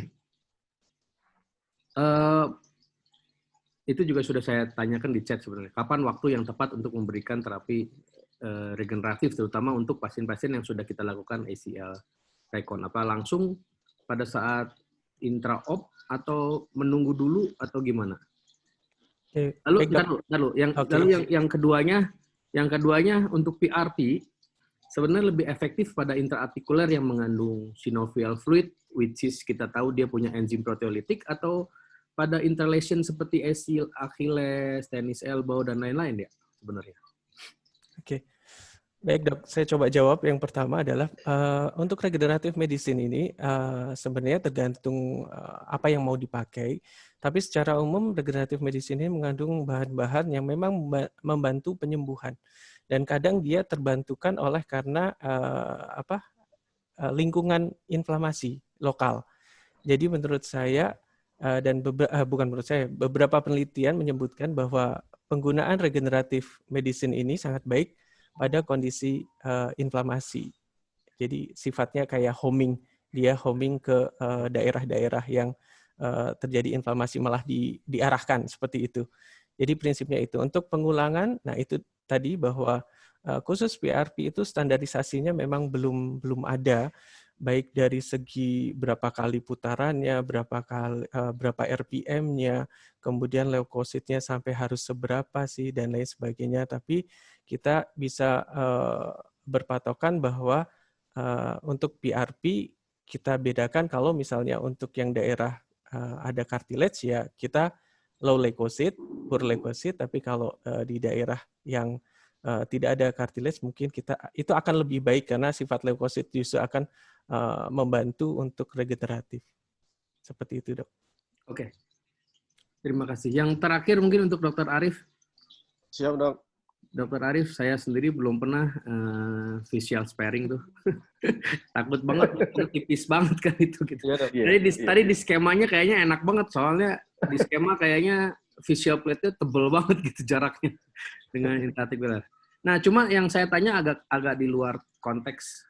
Apakah pernah ada mention dari jurnal atau presentasinya bahwa anak-anak juga diperhatikan mengenai ALL-nya ya? Itu mungkin. Bagaimana menurut Dr. Arif mungkin? Makasih. Baik, Dok. Terima kasih, Dok, atas kesempatannya. Dari yang beberapa jurnal saya baca, Dok, saya nggak mendapatkan tentang ALL, Dok. Hanya kita harus memperhatikan BMI pasien tersebut dan juga apakah pasien tersebut ada ligamen laxity, Dok. Itu Dok yang disampaikan, Dok. Kalau ALL-nya mungkin saya belum baca, Dok. Oke. Segitu aja mungkin, Dr. Febri. Baik, Dr. Guna, terima kasih banyak. Ya, oke. Kalau bagi yang akan bertanya lagi, silakan raise hand, nanti akan dipandu. Oke, ini ada pertanyaan mungkin lanjutan dari pertanyaan Dr. Guna. Ada pertanyaan mengenai ke narasumber pertama, Dr. Alvarez. Itu mengenai pada waktu melakukan tarikan untuk tension daripada ACL, seberapa kuat dan apakah pernah mengalami, karena ada yang pernah merasakan bahwa pernah mengalami adanya loss of extension pada saat overtight daripada button-button tersebut. Apakah ada teknik atau trik tertentu pada waktu melakukan tensionnya? Ya. Jadi pada kasus yang saya laksanakan, operasi yang saya laksanakan, trik yang saya lakukan yaitu untuk tightening, untuk tarikannya itu posisi lutut dalam posisi flex di 10-15 derajat dengan posterior drawer push tekanan pada tibia sambil dilakukan tarikan dan tightening pada tibia. Nah, sampai untuk kasus ini stabil aja dan tidak ada efek seperti yang telah dibilang, yaitu yang bungee cord phenomenon, bahwa pada pasien ini tidak saya temukan. Sebenarnya mungkin kuncinya yaitu kita memastikan bahwa button itu benar-benar menempel pada tulang, flip betul-betul atau tidak. Jadi kalau saya memastikan bahwa pada pasien itu pada intraoperatif benar-benar memang sulit untuk ditarik ke bawah supaya tidak pada intraoperatif. Seperti itu, Dr. Febri. Oke, baik Dr. Alvarez. Berikutnya ada pertanyaan, apakah teknik ini kandidat untuk teknik-teknik ini ada kandidat khusus atau tidak? Bagaimana dengan pasien-pasien yang obes? Dan idealkah teknik ini pada pasien-pasien terutama di kawasan Asia? Kalau kita ketahui bahwa Dr. Alvarez menggunakan satu graf saja CMIT, di mana penelitian ini dilakukan di luar negeri, di mana kita ketahui bahwa ukuran badan tubuh Asia dan luar negeri itu berbeda. Apakah ini bisa dilakukan semua pada pasien-pasien di kawasan Asia? Ya, oke. Kandidat untuk operasi pasien ini seperti di jurnal yang telah dilaksanakan dibacakan tadi bahwa pada orang anak muda pun bisa dilakukan operasi all inside ACL reconstruction dengan tidak ada pada penelitian tidak adanya gangguan pada facial plate. Terus yang kedua, pada pasien obesitas memang idealnya dari hasil dari penelitian ini bahwa tidak ada masalah dengan obesitas, tetapi kemungkinan besar kita harus memperpanjang proses fisioterapi pada orang obesitas. Dan untuk panjang graf pada slide yang saya tampilkan itu pada Chiang et al. Itu melakukan penelitian panjang semitendinosus itu pada slide yang saya berikan itu normalnya panjangnya yang itu bisa dilipat 2 sampai bisa dilipat ke 4 bagian. Ya, ini memang itu dari penelitian Chiang et al. Apakah itu diteliti di orang Asia atau Asia Pasifik atau di Eropa atau di Amerika yang semitendinosusnya lebih panjang. Nah, untuk untuk ideal dari panjang ideal dari graf yang ada itu biasanya 50 sampai 60 mm graf yang keluar dari soket sampai ke yang kelihatan di dalam sendi lutut, dan yang masuk ke dalam soket itu biasanya idealnya 1,5 mm yang masuk. Terima kasih. Demikian, Dr. Oke, baik, Dr. Alvarez. Ini masih ada lanjutan lagi pertanyaan Dr. Alvarez mengenai apakah pasca operasi ini mandatori harus menggunakan brace atau tidak. Kemudian kalau menggunakan brace itu berapa lama penggunaan brace-nya, dan pada waktu pemasangan apakah ada sudut-sudut tertentu yang harus dijaga? Ya, untuk pemasangan brace post operasi sebenarnya pada jurnal yang saya baca dari Lubowitz tersebut bahwa tidak perlu brace, tetapi pengalaman ya. Jadi saya pribadi kalau itu dalam tindakan operasi saya tetap melakukan pemasangan brace untuk menghindari segala yang ada.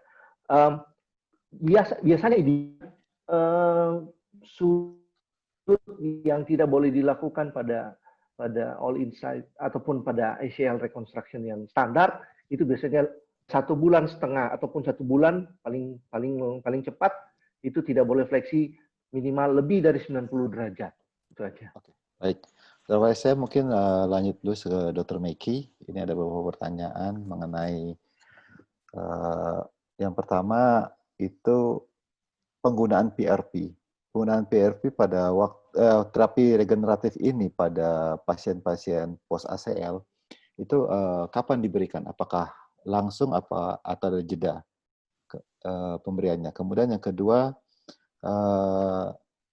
kapan pemberian PRP pasca operasi ACL rupture repair dilakukan? Oke, baik. Terima kasih, Dok. Jadi, seperti tadi saya jelaskan bahwa pengobatan regeneratif medicine ini termasuk di dalamnya adalah PRP.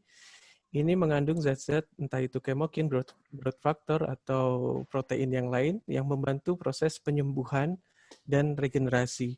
Jadi, beberapa literatur menyarankan bahwa penggunaan ini bisa seawal mungkin di saat kondisi akut gitu. Walaupun pengobatan regeneratif medicine itu bisa digunakan juga pada kondisi yang kronik. Nah, untuk yang ACL termasuk juga di dalamnya mungkin entah itu partial rupture atau pasca operasi mungkin bisa diberikan setelahnya untuk menunjang proses penyembuhan. Saya rasa itu, Dok. Karena beberapa literatur juga menyebutkan bahwa kondisi akut atau kondisi pasca operasi itu terbentuk suatu inflamasi lokal di mana sel-sel regeneratif itu membutuhkan hal itu untuk guidance untuk ke arah penyembuhannya ke daerah yang terluka itu. Begitu, Dok. Berarti segera diberikan. Iya, Dok. Ya, baik. Apakah pasca pemberian PRP itu ada attention khusus penggunaan obat-obat tertentu yang tidak boleh penggunaan obat tertentu pasca penggunaan terapi regeneratif ini? Beberapa literatur menyebutkan bahwa penggunaan untuk PRP sendiri kadang menyebabkan rasa tidak nyaman atau nyeri. Tapi pemberian obat-obatan pain killer itu disarankan bukan antiinflamasi yang non steroid tapi obat-obatan yang di luar itu, misalnya paracetamol atau golongan tramadol dan lain sebagainya, untuk menghindari efek yang tidak diinginkan.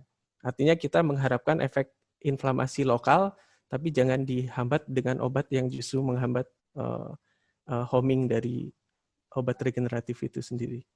Baik. Kira-kira kalau pemberian proterapi seperti ini ada pertanyaan, apakah hanya diberikan sekali atau ada literatur beberapa kali pemberian untuk masing-masing treatment, dan apakah masing-masing treatment tersebut ada perbedaan jarak pemberian?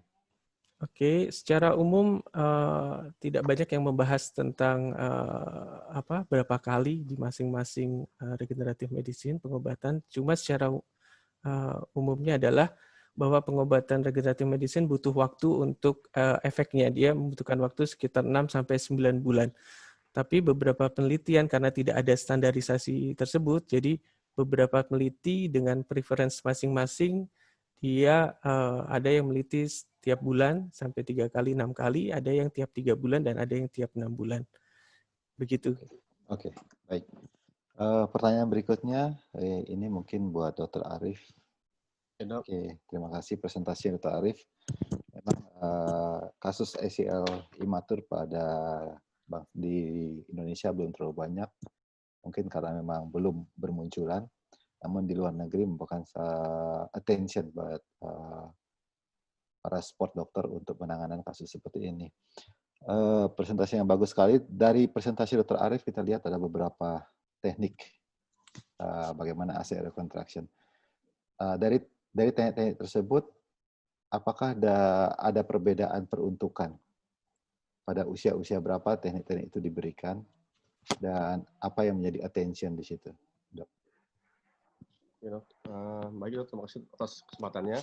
Pada pasien ACL pada pediatrik ini, memang ada pertama algoritma khusus dan juga rekomendasi khusus, dan juga karena kita memperhatikan atau concern pada fisis, maka dibagi-bagi berdasarkan tenornya, Dok. Kalau dari beberapa jurnal, Dok, pada tenor 0 dan 1 itu pada anak-anak yang mungkin usia di bawah 12 tahun itu para peneliti menggunakan teknik visual sparing, Dok, untuk mencegah terjadinya kerusakan pada fisis, sehingga mereka biasanya melakukan teknik over the top, Dok. Jadi tidak ada drill. Dan yang pada tenor kedua, Dok, masih bisa dilakukan visual sparing, namun juga bisa disertai dengan partial transvisial, Dok. Dan untuk tenor 3 dan di atas itu kita bisa menggunakan transvisial, dan tenor 4 kita bisa menggunakan teknik seperti pasien dewasa seperti biasa, Dok. Jadi kita bagi berdasarkan dari tenornya, Dok. Oke, baik. Terima kasih, Dr. Arif. Satu pertanyaan terakhir sebelum waktunya habis. Ini ada pertanyaan mengenai prosedural pada tibia eminensia fraktur. Itu kapan kita lakukan fiksasi pada kasus seperti ini? Apakah kalau pada jurnal yang saya baca, Dok, izin Dok, itu dijelaskan bahwa kita bisa melakukan fiksasi dengan menggunakan baik itu orif, screw, ataupun menggunakan suture, itu pada saat pasien sudah tidak mengalami pain lagi, dan pasien sudah dapat melakukan aktivitas ataupun weight bearing parsial, dan pasien sudah tidak mengalami udem dan swelling lagi, Dok. Oke, baik. Terima kasih, Dr. Arif. Siap, Dok. Oke, karena berhubungan dengan waktu webinar sudah. Oke, dengan waktu acara webinar yang sudah selesai, maka webinar kali ini akan saya tutup. Saya ucapkan terima kasih banyak atas partisipasi daripada semua partisipan dan untuk pertanyaan-pertanyaan yang kiranya nanti belum terjawab pada forum diskusi kali ini akan dijawab secara pribadi oleh para narasumber sehingga semua bisa terjawab. Sekali lagi terima kasih atas partisipasi para narasumber yang sudah mempersiapkan topik pembahasan pada hari ini, dan juga terima kasih banyak kepada semua para peserta, para senior, guru-guru kami yang telah hadir pada sore hari ini mengikuti acara IOSMA webinar. Kita akan tutup webinar hari ini dan kita akan berjumpa ke webinar IOSMA selanjutnya. Terima kasih. Oke, thank you. Terima kasih.